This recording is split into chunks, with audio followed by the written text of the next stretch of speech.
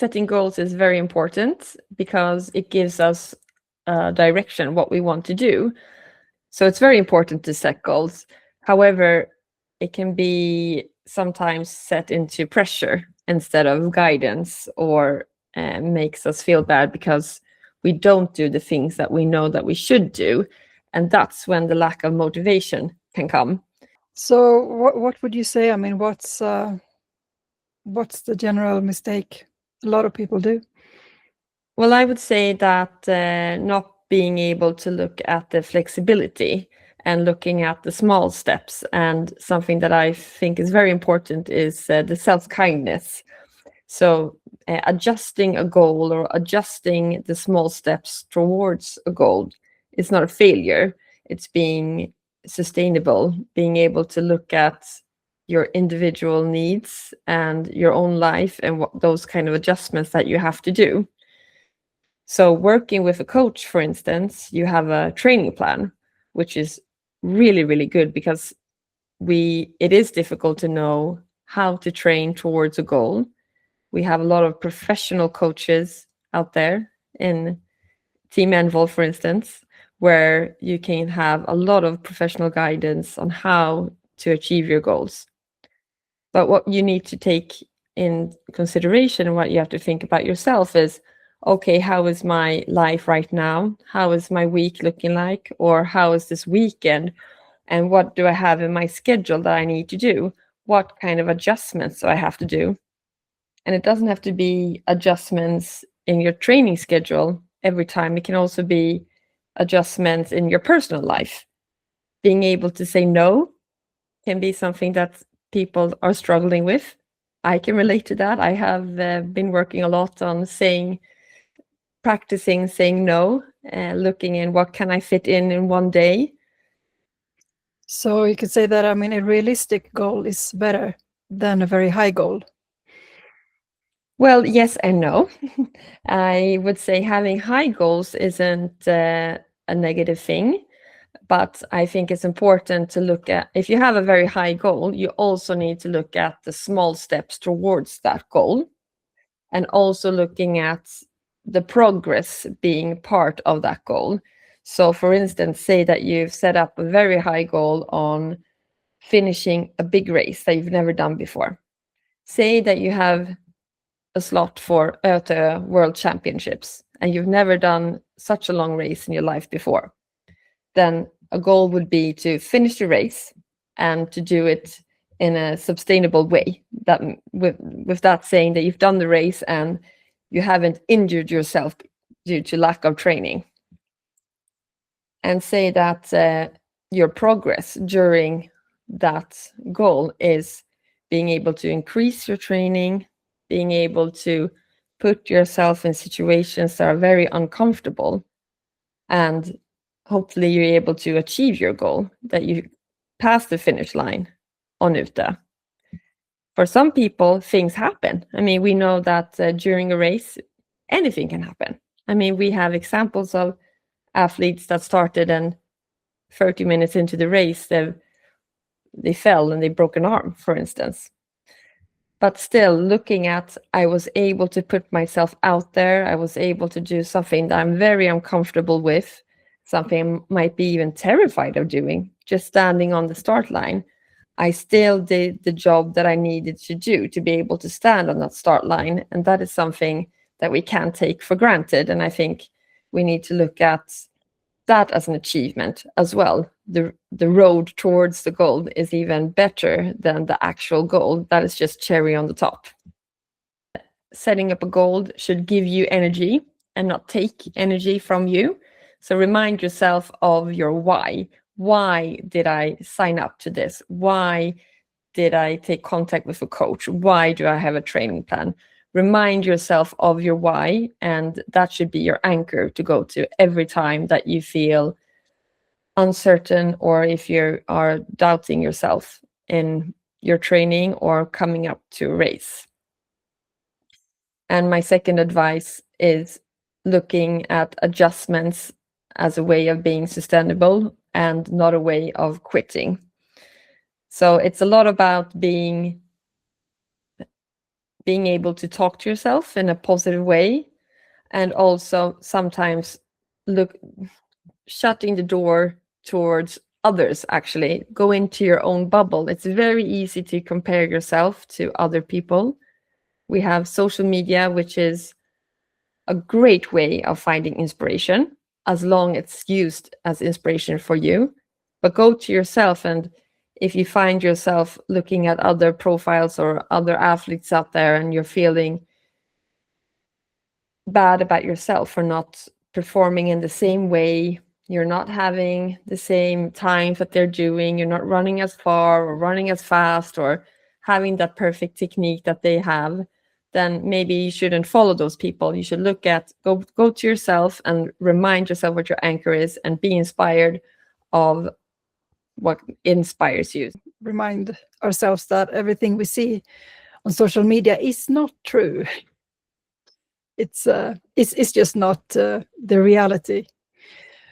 No, But, that's very true, and it's also a reminder of the goal that you put up to yourself, or that you set up with your coach, is something that you've decided on yourself. Susie, in the beginning, you mentioned the expression self-kindness. Sounds good, but what do you mean by that? Well, self-kindness, I think it's a difficult word because I think it can be associated to, I think a lot of people associate that with, they associate it with things that they're not connected to themselves. Like, oh, self-kindness, I don't need to lie down and talk to myself. Or, I think it's sometimes loaded with some negativity, but self-kindness is actually important in that way that I've been talking about now. It's a good way to get to know yourself, that understand how you work in all different kind of situations, not only on the sports track, but also in other performance situations that I call it. It can be, if you're in school or if you're at work. I mean, we are exposed to a lot of situations when we have to perform in one way. So understanding how you work in those situations, and you do that by listening inwards. So being very understanding to your signals, like, how am I feeling right now? What kind of emotions do I have? Do I have any physical signs of reaction in this situation? And if you know all of this about you, you can also be a step before, and the next time you're in that situation, and you can self-regulate. So that's one way of being understanding self-kindness. But another thing with self-kindness that I think is very important, and especially to those athletes that we meet, is that most of us are very driven. We have very high goal setups, and we're in that system in us that are called the drive system. And the drive system is where we find dopamine. And dopamine is like a lucky pill for our brain. It makes us feel very, very good. It gives us lots of confidence. It makes us feel good, and it makes us very positive. And that is great, being in the drive system, because that's when we're productive. That's when we find energy to do lots of things. That's when we're out running and we just want to keep on running because we just feel so good about ourselves. And this is great. However, to be able to be in that drive system, we also have to be in our safety system. And our safety system is when the dopamine goes down and we take care of ourselves. So if you want to be in that drive system, if you want to be able to have dopamine, and you want to be able to have lots of energy to do your training the way that it's set in plan, and you want to achieve your goals, you have to make sure that you also are in your safety system. And I can't remember the numbers 100%, but it's said that if you're in your drive system for, say, 30 minutes, you need to be in your safety system for at least the double. So if you look to are athletes, that most of us are working full time or studying full time and also training from 7 to 25 hours a week, depending on the athletes, you can understand that we can very easily be in this drive system a lot more than we are in our safety system. So if you think about that, you can understand why you need to plan recovery. And what is recovery for you? That's also something self-kindness is about. You need to find out what your recovery is. Recovery does not mean for everybody that you're lying in the sofa not doing anything. It can be being with your friends, with your family, enjoying a good book. This is individual for each and every person. So it's very important, if you want to achieve your goals, make sure to know what your recovery system is, your safety system, because that would be the best way to achieve your goals. That's the way you can push your drive even more. So if you're looking at a training plan and you might have a recovery day, say a physical recovery day, that is important and good, but you also need to plan in your mental recovery, and that has to be every day. If you think of a normal day for most of us is work and training and a lot of stress and being in that drive system a lot when we're very productive, you need to look at your recovery system, and you're not able to sleep through all of those hours. So that's why every day we need to also find that way for recovery mentally. What do you do when you need to recover mentally? I've been a lot better with this, I must say. I have practiced it a lot. I use mindfulness a lot, and it can be uncomfortable in the beginning. It was for me. I still do have difficulties in finding ways to have my brain be quiet and just listen inwards and take it easy.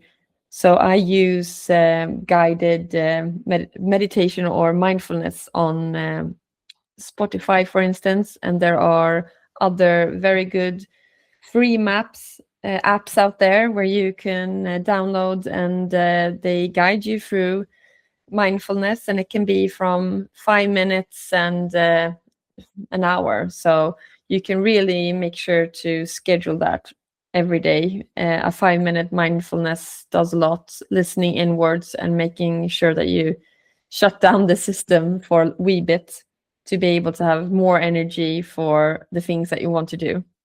And it is working?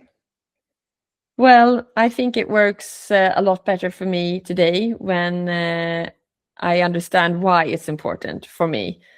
That I felt for a long period that I was training and I was doing all of these things, but I wasn't really seeing the results.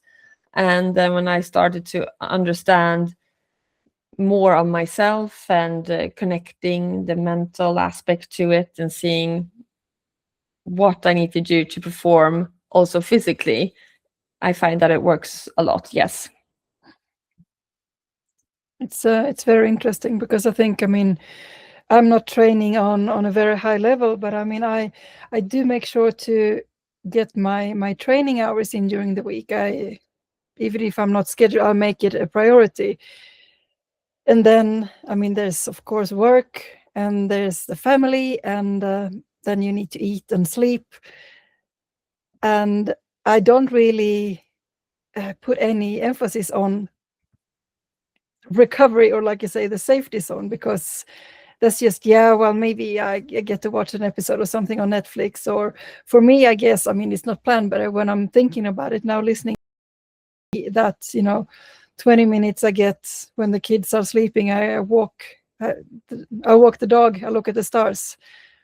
That gives me some some quiet time in my brain. And that's great, because what I find I did in those situations, and of course, I sometimes fall back into that as well, is if I would be out walking a dog. We don't have a dog, unfortunately, but I can see myself also, oh, that's great, I can answer email at the same time as I'm walking, or I can text this person or do whatever I didn't have time to do today. But that is one way of practicing mindfulness. Is if you don't want to listen to something, you don't want to have an app, you can actually practice on doing one thing at a time. Walking the dog and watching the stars. That's perfect. It gives your brain a pause, and also you're practicing your different senses and being more concentrated. So that's a great example. Yeah, sounds good. Well, thanks, Susie, for sharing this with us. And I mean, now we talked a bit about motivation and maybe not putting too much pressure on. I mean, motivation is good, goals are good, but go easy on the pressure. And is it something you would like to add when it comes to this? I mean, I think this is a very good concrete example that do schedule downtime as well, because otherwise these goals, the pressure is going to get overwhelming. But is there anything else? Well, I think the Envol members are all great in having plans and having goals, and don't be afraid of having difficult goals. But remember, the process is sometimes more important than the actual goal. And remember to be able to be flexible in your whole day, not just looking at the training, actually looking at saying no to other things and making the training your priority. And of course, there are sometimes periods when you need to make the adjustments and look at that as being sustainable and not as a negative thing.